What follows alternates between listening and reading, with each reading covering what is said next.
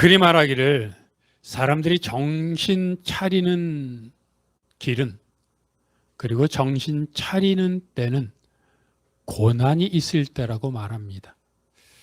늘 사람들은 잘 되게 해주시면, 또 잘 되면 올챙이적 생각하고 열심히 베풀며 살겠다 말하지만, 또 그렇게 하는 사람도 간혹 있지만, 사실 그렇게 하는 사람조차도 시간이 지나감에 따라 마음이 옅어지고 부요한 생활, 그리고 넉넉한 생활, 또한 있는 삶에 적응하게 됩니다. 그래서 어느덧 시간이 지나가고 나면 올챙이적 까맣게 잊어버린 자가 되는 겁니다. 싫지만, 그래서 정말 그런 일 당하고 싶지 않지만, 고난이 있는 것은, 물론 고난이 있다고 해서 사람들이 다 고난을 딛고 일어서며 인생이 무엇인지 의미를 깨닫는 것도 아니지만, 어쨌든 사람들이 자신의 삶을 돌아보고 다시 결단하는 가장 최고의 방법은 고난입니다. 여러분도 생각해 보십시오. 저를 포함해 우리 모든 사람들은 고난이 있었던 때를 생각해 보면, 그리고 그 고난이 있었을 때 내가 어떤 결심을 했고, 그때 예수 믿는 자로서 어떻게 기도했는지를 생각하면 뭉클하지 않습니까? 하나님, 이번 기회를 회복시켜 주시면, 하나님, 나를 불쌍히 여기셔서 다시 일어서게 해주시면, 하나님, 이번 기회가 잘 넘어간다면 더 주를 위해 살겠습니다. 더 말씀과 기도와 예배에 전념하겠습니다. 이런 생각, 이런 기도, 이런 결심 하지 않았습니까? 야곱이 바로 그런 상황입니다. 여러분, 지난주까지 제가 드렸던 말씀이 무엇이었습니까? 사랑하는 딸 디나가 세겜에 갔다가 몹쓸 짓을 당했습니다. 마른 하늘의 날벼락이죠. 하늘이 무너지는 것 같은 아픔이죠. 그런데 그렇게 신앙이 좋았던 야곱이 큰 고통을 당했는데 어찌할 줄을 모릅니다. 하나님께 기도해야겠다는 생각조차 못합니다. 그리고 아들들이 돌아와서 그 소식을 듣고는 세겜 남자들을 다 죽이고 어린 아이와 부녀자들을 포로로 잡아오고 세겜 마을의 모든 재물을 약탈했습니다. 얼마나 잔인한 복수입니까? 학살입니다. 문제는 그나마 그것으로 끝났으면 좋을 텐데, 세겜 마을 사람들이 진멸, 완전히 파괴되었다는 소식을 들은 세겜 옆마을 사람, 같은 동족인 옆마을 사람들이 그 소식을 듣고 야곱의 가족들을 죽이려고 지금 모여서 의논을 하고 있다는 사실입니다. 이제 지금 당장은 눈에 보이지 않지만 어쩌면 지금 말을 타고, 어쩌면 지금 칼을 들고, 어쩌면 지금 수많은 떼가 들고 달려오고 있을지 모릅니다. 1시간 후일지, 이틀 후일지, 언젠지는 모르지만 지금 위협이 다가오고 있습니다. 이건 정말 바람 앞에 등불입니다. 그런데도 야곱은 낙담하고 절망하고 이제 죽었구나, 그렇게밖에 할 수 없는 마음이었습니다. 누구나 다 그런 경험을 하는 것은 아닙니다. 어떤 분들은, 여러분도 그렇습니까? 지나온 삶을 만약에 책으로 엮는다면 7, 8권 책으로 엮을 수 있고 하는 분도 있었습니다. 물론 어떤 분은 신방하면서 들었는데, 저는 평안한 삶을 살아서 뭐 책 한 권도 쓸 일이 별로 없어요 라고 했던 분도 있었습니다. 하지만 대부분의 사람은 내 이야기를, 그때 있었던 그 사건을 풀어쓰고, 또 그 이후에 있었던 사건 하나하나 풀어쓰고, 그때 내 감정이 어땠었고, 이런 것들을 다 쓰다 보면 어쩌면 10권도 부족할지 모릅니다. 정말로 신앙을 가진 우리들에게 감사한 것은 어김없이 하나님이 나타나신다는 사실입니다. 그 세겜에서 야곱이 10년 동안 대충대충 살았던 신앙생활 하는 동안 하나님이 참고 또 신호를 주셨을 것입니다. 신앙으로 돌아오라고 신호를 주셨을 것임에도 불구하고 야곱은 자신 내키는 대로 신앙생활했고 그 결과가 이렇게 되었는데 하나님은 거봐, 네 잘못이야, 네 책임이야 하고 내팽개치지 않았습니다. 내버려 두지 않았습니다. 또 다시 무거운 마음을 이끌고 야곱에게 나타나셔서 본질을 말씀하셨습니다. 지금 세겜 옆 사람들이 너를 죽이려고 다가오는 게 문제가 아니라 너가 예배의 자리를 떠난 것, 하나님의 자리를 떠난 것이 문제니 하나님에게 가서 예배드려. 나에게 와서 예배드려 말씀하셨습니다. 그런데 여러분, 만남이라는 것이 얼마나 중요한 것인지 우리들 너무나 다 잘 알고 있는데 그렇지 않습니까? 남자가 여자가 남자를 어떤 사람을 만나느냐에 따라 인생이 바뀌고 또 부모가 자녀가 부모를 어떤 사람을 만나느냐에 동업자를, 학교 친구를, 아니 사실 학교에서 공부할 때도 수학 좋아하고 영어 좋아하고 그런 친구들 보면 어떤 애들은 이렇게 말하지 않습니까? 그 수학 선생님이 멋있었어요. 영어 선생님이 나한테 친절하게 해줬어요. 국어 선생님이 지나가면서 내 어깨를 툭툭 격려해 주셨어요. 그때 힘을 얻었어요. 이런 말 하는 거 들어본 적 없습니까? 아니 여러분 그런 경험 없습니까? 시리에 빠져 좌절하고 있을 때 선생님이 또는 부모님이 또는 친구가 불러내서 밥 한 끼 먹으면서 야 우리 한번 잘해보자 했던 무심코 지나갈 수 있었던 그런 순간들이 그 사람에게는 정말로 커다란 힘이 되었고 그걸 발판으로 일어설 수 있었다는 얘기, 남들의 이야기가 아닙니다. 여러분 우리 다 경험했던 것이고 나도 그런 일을 경험해서 위로를 받았고 어쩌면 우리들을 통해 누군가가 또 그렇게 위로받았을 겁니다. 내가 대접했던 한 그릇의 식사, 내가 대접했던 약간의 용돈, 내가 그 사람 손잡아줬던 따뜻한 온기가 그들을 일으켜 세웠을 수 있는 겁니다. 우리도 그런데 하나님을 만난 야곱 당연히 변화되지 않겠습니까? 생각해 보십시오. 이사야 선지자, 하나님이 아무나 선지자로 쓰시겠습니까? 하나님이 쓰신 이사야 선지자 얼마나 대단한 사람입니까? 그런데 그런 이사야도 하나님의 보좌의 영광을 보고 나서 뭐라고 말했습니까? 내가 이제 죽었도다. 내가 죄악 중에 거하다가 하나님의 영광을 봤으니 나는 이제 죽은 것과 마찬가지다. 아무리 우리가 깨끗하게 살고 아무리 죄 없이 살고 아무리 날마다 아니 정말 하루 24시간 하나님 말씀을 읽고 하루 종일 기도하고 하루 종일 예배를 드리는 사람도 하나님의 임재를 경험하면 꼬꾸라지는 건데 10년 동안이나 자기 마음대로 살았던 야곱이 하나님을 만났으니 얼마나 통곡하고 심령의 변화가 있었겠습니까? 그래서 야곱이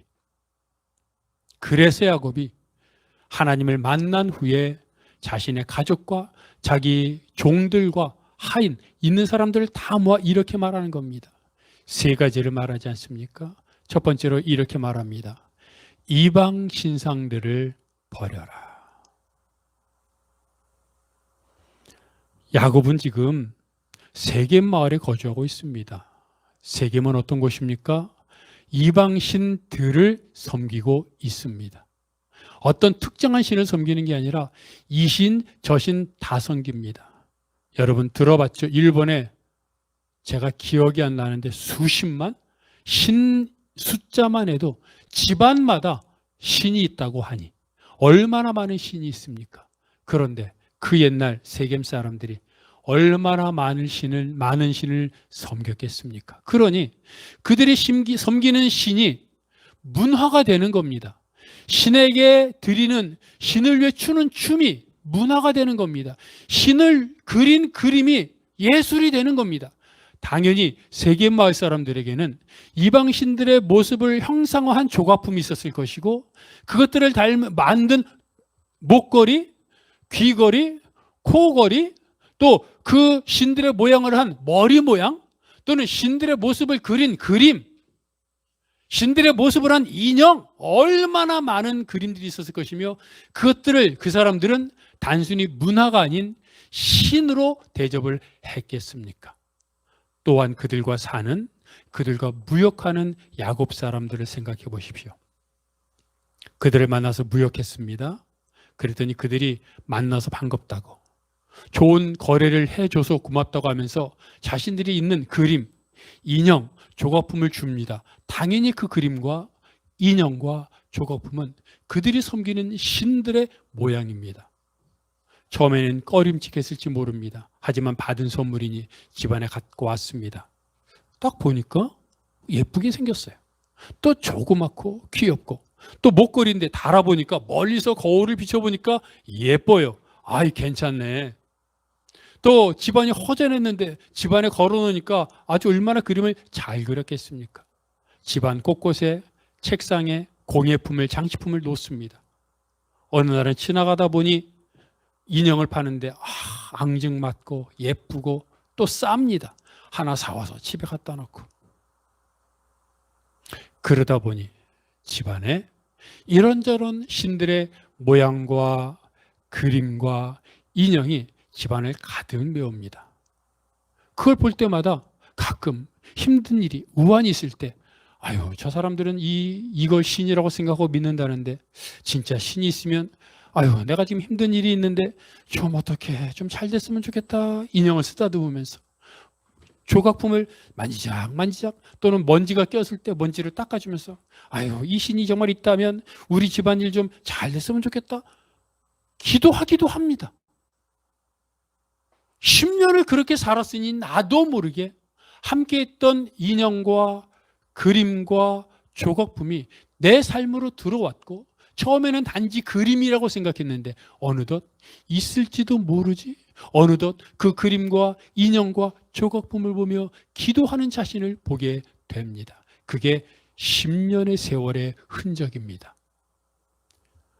하나님을 만나고 났더니 그게 더 이상 인형이 아닙니다. 그게 더 이상 조각품이 아니고 그림이 아닙니다. 그것은 이방 신상들이었습니다.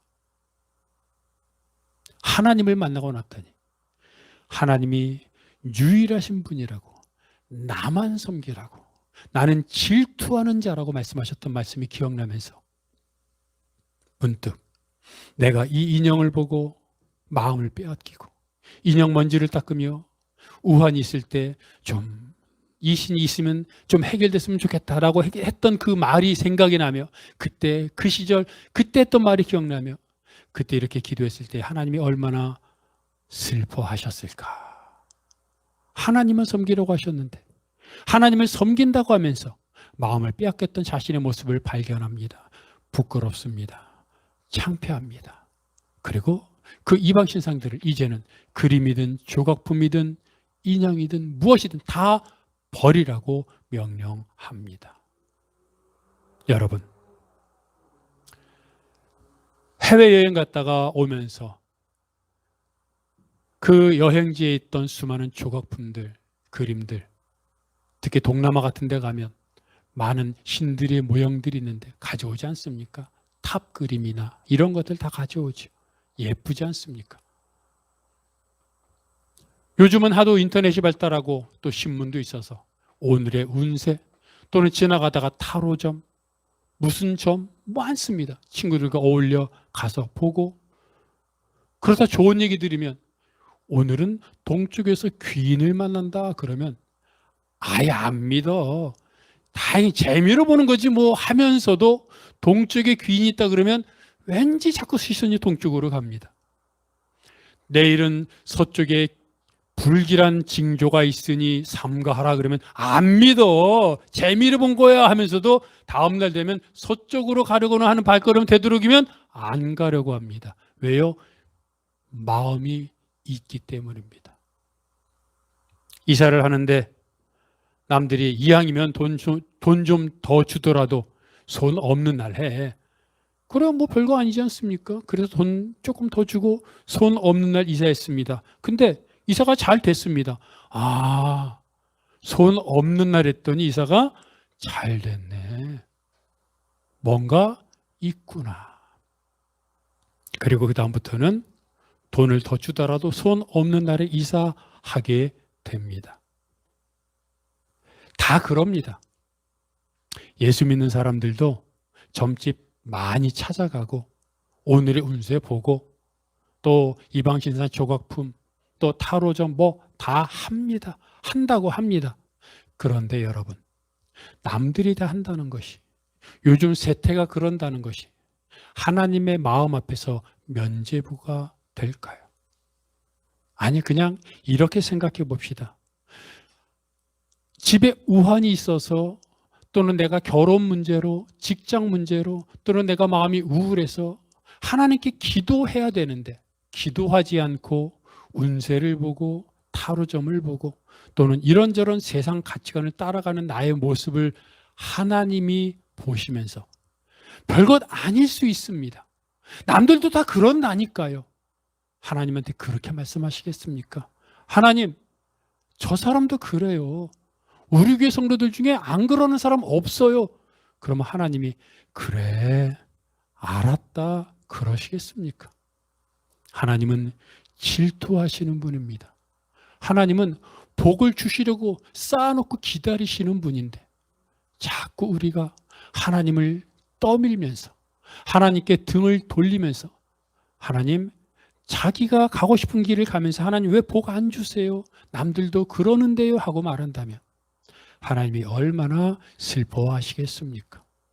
여러분, 야곱이 이방 신상들을 버리라고 했던 것처럼 지금까지는 그것이 인형이었고 재미였고 또는 관계 때문에 할 수 없는 것이었을지 모르지만 하나님의 임재, 하나님의 은혜, 하나님의 사랑을 경험하고 나면 그것이 어떤 것인가를 떠나 하나님이 싫어하신다면, 하나님의 마음에 조금이라도 찡그리게 한다면, 하나님이 조금 슬퍼하신다면 이왕이면 눈도 거들떠 보지 않고 하나님께 나아가겠다고 내 안에 있는 이방신상 다 내려놓고 버리겠다고 다짐하는 여러분이 되시기를 바랍니다. 야곱은 두 번째로 이렇게 말합니다. 너희 자신을 정결하게 하라. 정결하게 한다는 말은 깨끗하게 한다는 말입니다. 이 말은 육체적으로나 도덕적으로나 신앙적으로 자신을 깨끗하게 만들라는 말입니다.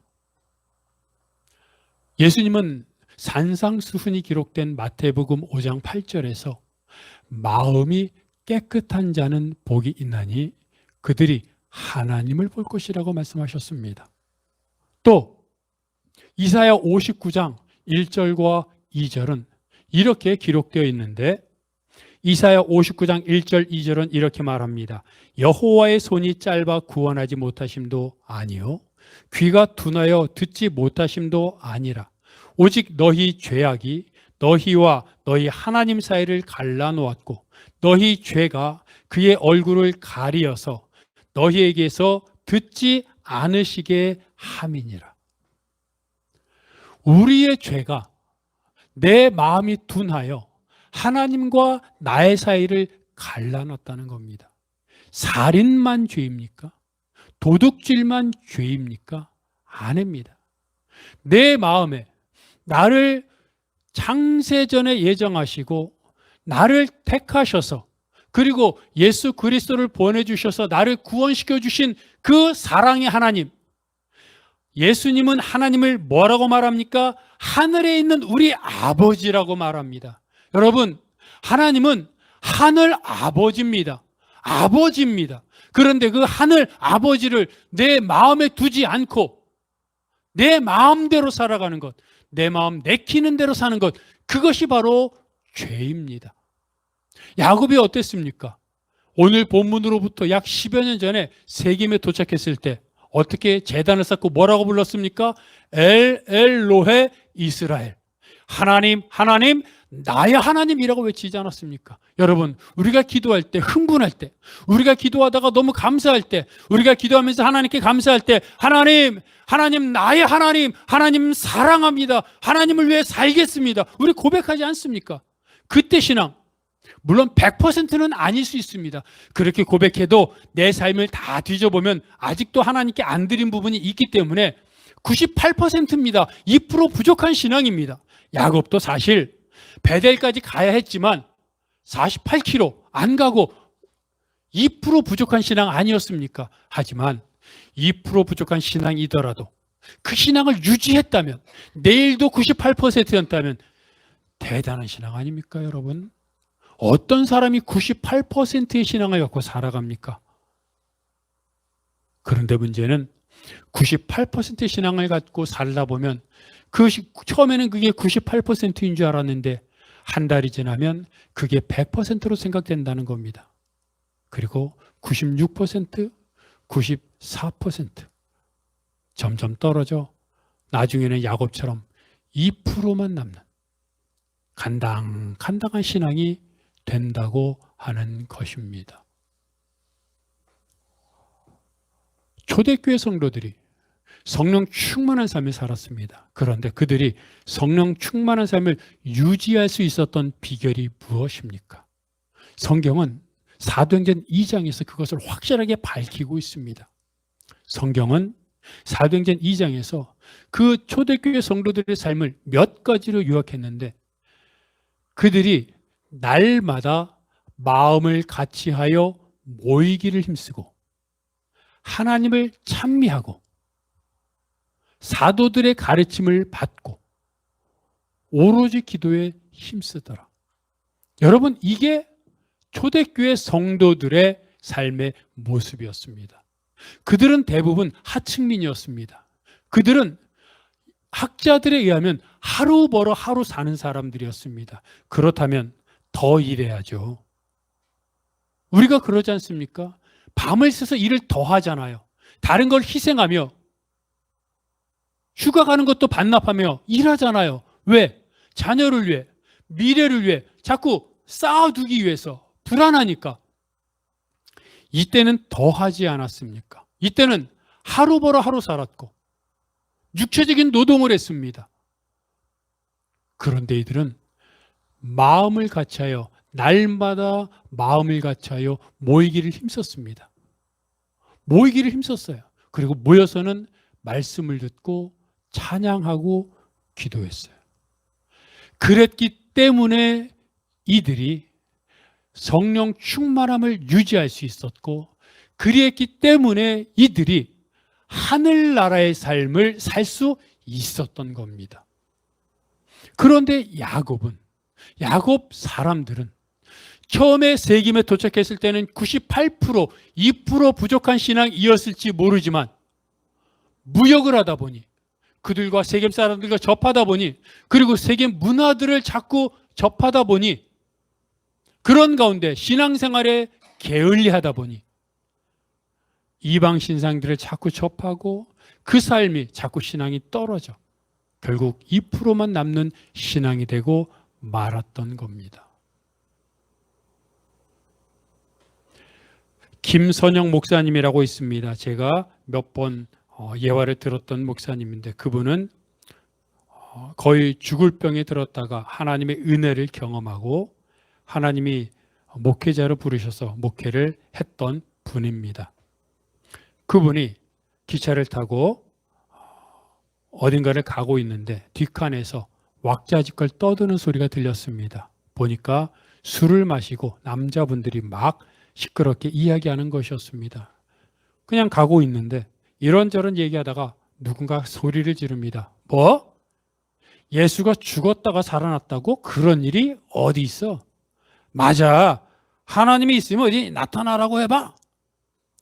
그런 식으로 하나님을 모독하고 이런 이야기를 계속합니다. 그러자 김선영 목사님이 듣다 못해 그 자리에서 일어나 소리를 질렀습니다. 살아계신 하나님, 아니 하나님 살아계시는데, 하나님이 살아계시는데 왜 하나님을 없다고 하십니까? 그랬더니 술 취했던 남자들이 질세라, 아니 하나님이 살아계시다고? 그러면 보여봐, 나타나라고 해봐. 술 기운에 막 소리를 지릅니다. 김선영 목사님은 그 자리에서 그 사람들을 향해 자기가 죽을 뻔한 상황에서 하나님이 나타나셔서 기적을 베푸시고 병을 고쳐주시고, 그리고 지금까지 어떻게 인도하셨는지 은혜와 이적을 설명하며 간증하며 이야기했습니다.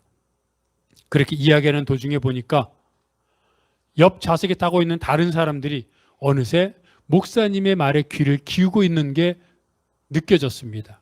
그래서 너무 신이 나가지고 계속해서 간증하며 하나님 이적을 얘기하고 살아계심을 증거했습니다. 그리고 나서 앉았습니다.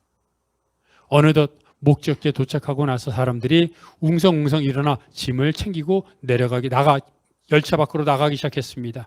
그런데 옆에 앉아있던 사람들이 나가면서 누군가 지나가면서 이렇게 말하라, 그렇지 않아도 이런저런 일 때문에 힘들었는데 교회 한번 나가봐야겠네요. 저도 교회 가서 예배 한번 들어봐야겠어요. 이런 얘기를 하면서 나갑니다. 얼마나 기뻤는지 모릅니다. 그리고 나서 나중에 조용해지더니 사람들이 더 이상 나간 것 같습니다. 그런데 한 사람이 지나갑니다. 보니까 아까 하나님이 어디 있어? 예수가 죽었다가 이렇게 얘기했던 사람입니다.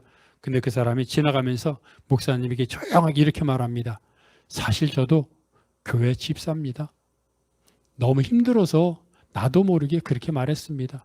신앙생활 저도 잘 하겠습니다. 라고 말했습니다.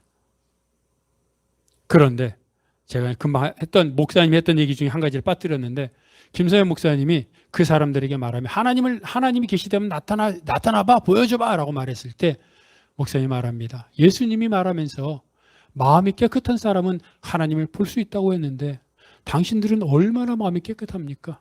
얼마나 마음이 깨끗해서 하나님을 보여달라고 합니까? 라고 그들을 향해서 소리쳤던 내용이 그 내용 속에 들어가 있습니다. 여러분, 그렇습니다. 하나님을 볼 수 없는 것은 우리의 죄 때문입니다. 하나님을 사랑해서 나의 하나님, 나의 하나님이라고 외쳤던 그 순간의 신앙을 유지하며 살아갈 수 있다면 정말로 우리는 날마다 하나님의 임재를 경험할 것입니다. 바울처럼 날마다 하나님과 동행할 것입니다. 하지만 이 땅을 살아가면서 그렇지 않습니까? 믿지 않는 사람들과 우리가 함께 교제합니다. 산속에 들어가서 살지 않는 한, 무인도에 들어가 살지 않는 한, 아니 산속에 들어가 살아도 무인도에 살아도 요즘은 서로 영향을 주고 받습니다. 그러니 같이 그들과 함께 사업하고 회사 다니고 믿지 않는 사람들과 함께 어울리며 살다 보니 나도 모르게 그들에게 영향을 받고 그들에게 받은 영향을 하나님의 말씀으로 메꾸고 다시 나아가야 하는데 바쁘다 보니 하나님께 받은 은혜를 갖고 말씀으로 신앙생활을 하겠다고 결단했었는데 하루하루 지나가다 보니 하나님, 제가 말씀을 하루에 몇 장씩 읽겠습니다. 새벽을 깨우겠습니다. 모든 예배는 다 참석하겠습니다. 이렇게 간절히 결단했는데 지나가다 보니 말씀 읽는 시간이 줄어들고 나중에는 말씀을 읽는 날이 드물게 되고 예배 다 하겠다고 했었는데 이제는 그 시간들도 줄어들고 나도 모르게 하나님을 향한 시간들이 줄어들고 빠지고 말았습니다. 왜 그렇습니까? 내 안에 하나님을 향하여 나아가는 시간들, 하나님의 은혜를 기억하는 그 마음들이 사라졌기 때문입니다. 야곱은 말합니다. 아니, 야곱을 통해 하나님은 말씀하십니다. 너희 자신을 정결하게 하라.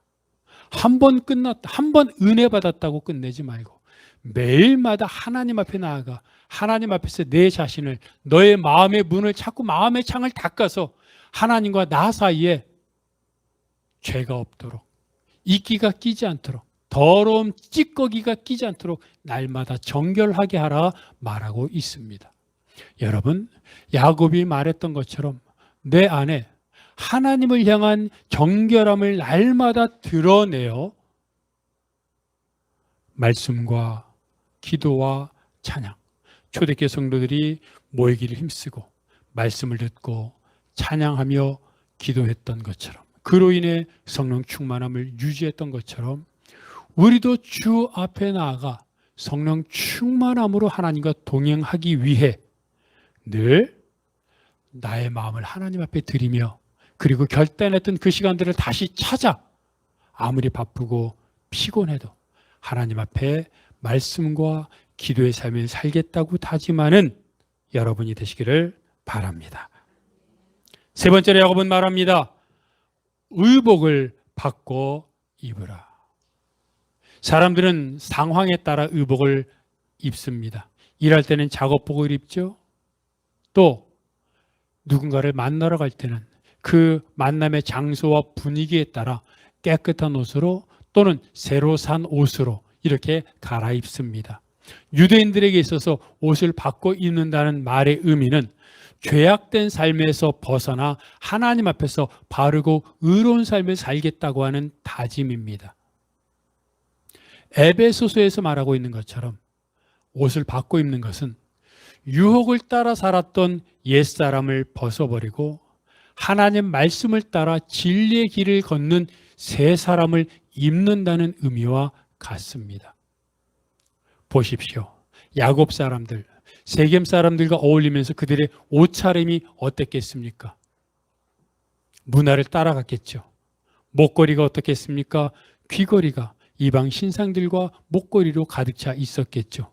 그들의 옷, 그들의 머리 스타일, 그들의 생각, 가방, 모든 것이 세계 문화를 모방했을 것입니다. 왜냐하면 그것이 신세대 문물이었기 때문입니다. 그런 문물인 상태로 예배드릴 수 있습니다. 그렇게라도 예배드리면 괜찮습니다. 그러나 좀 더 생각한다면 세겜의 문물을 따라간다는 얘기는 세겜의 마음을 빼앗겠다는 얘기인데, 세겜의 마음을 빼앗긴 세겜의 문물 그대로 하나님 앞에 예배 드린다면 하나님이 그 예배를 온전하게 받으실 수 있겠습니까? 야곱은 세겜을 향해서 입었던 세겜 문화에 맞춰졌던 그들의 의복과 장신과 모든 것들을 내려놓고 하나님 앞에 온전히 예배드리는 마음으로 옷을 바꾸라고 말한 것입니다. 옷을 바꾼다는 것은 단순히 옷을 바꾼다는 의미도 있지만 그 옷은 성도들의 신앙을 의미합니다. 성도들의 행동을 의미합니다. 그래서 요한계시록 3장에서도 성령이 아시아 7교회에 보낸 편지 중에 라오디게아의 교회인들에게 보낸 편지도 있는데, 그 편지에서 성령은 그 라오디게아 교인들에게 너희가 벌거벗었다고 말합니다. 정작 라오디게아 교인들은 우리가 부자다, 부족한 것이 없다고 말하는데 성령님은 그들에게 벌거벗었다고 말합니다. 그러면서 말합니다. 덥든지 차든지 하라. 뜨겁든지 차든지 하라. 그렇지 않으면 내가 너희를 내칠 것이다, 토할 것이다 라고 말씀하십니다. 라오디게아 성도들은 스스로 신앙생활을 잘한다고 생각했고, 또 그들은 삶이 융통했기에 신앙도 잘한다고 생각했고 삶도 부족함이 없었기 때문에 그들은 만족하고 있었습니다. 하지만 하나님이 볼 때 그들은 세상에 맞춰 어영부영한 신앙을 하고 있었기에, 뜨거운 신앙도 아니었고 악에 안 믿는 것도 아니었기에, 믿는 것도 아니고 믿지 않는 것도 아닌 신앙이었고, 그래서 하나님은 그들에게 말하기를 내가 너희를 토하여 낼 것이라고 말합니다. 왜 라오디게아 성도들을 향하여 벌거벗었다고 말합니까?